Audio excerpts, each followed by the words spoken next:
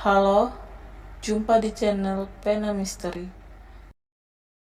Setiap insan pasti mempunyai cerita di setiap kehidupannya. Kali ini Pena Misteri ingin menceritakan cerita yang berjudul Pocong di bekas pemandian.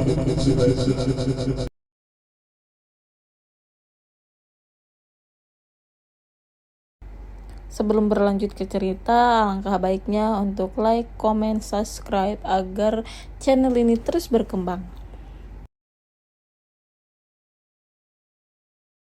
Cerita ini berdasarkan kisah nyata. Namaku Nia. Kejadian ini terjadi ketika aku kelas 1 SD tahun 2010 lalu. Siang itu aku pulang sekolah. Aku melewati rumah tetanggaku yang meninggal. Lelaki yang berumur setengah abad lebih. Meninggal karena sakit.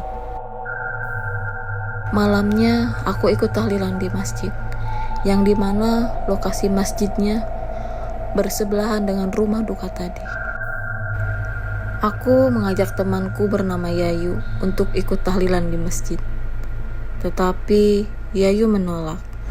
Hanya karena kondisi cuaca waktu itu gerimis dan harus melewati bekas pemandian jenazah tadi. Akhirnya aku mengajak dua temanku, Ira dan Rani, untuk mengantarkan Yayu pulang. Setelah mengantar Yayu, di jalan pulang, kami melewati bekas pemandian jenazah itu lagi, yang lokasinya di belakang rumah duka. Tiba-tiba kami merasa merinding. Lalu satu temanku Rani lari duluan karena merasa takut. Tinggal aku dan temanku Ira di belakang. Ketika kami akan ikut berlari, tiba-tiba aku dan Ira mendengar seperti ada yang menginjak rerumputan dari arah bekas pemandian itu. Saat menengok, ternyata aku dan Ira melihat sosok pocong tepat di samping kami.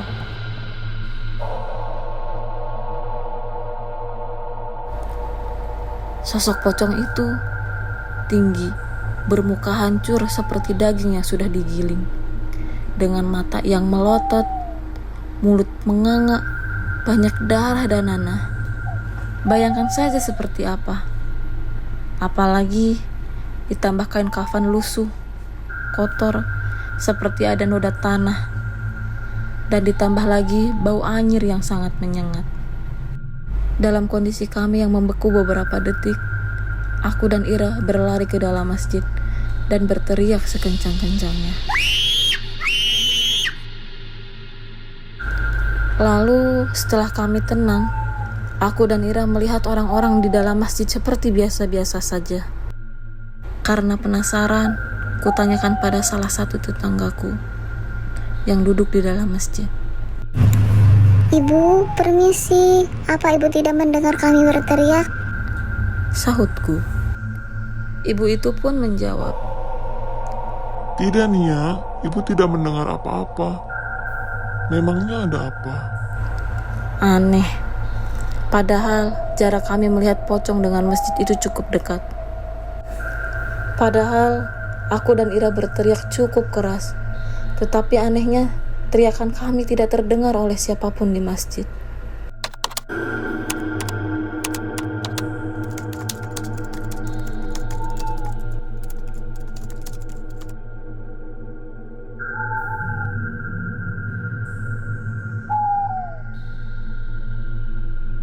Terima kasih sudah mendengarkan cerita ini. Bertemu lagi di episode berikutnya, hanya di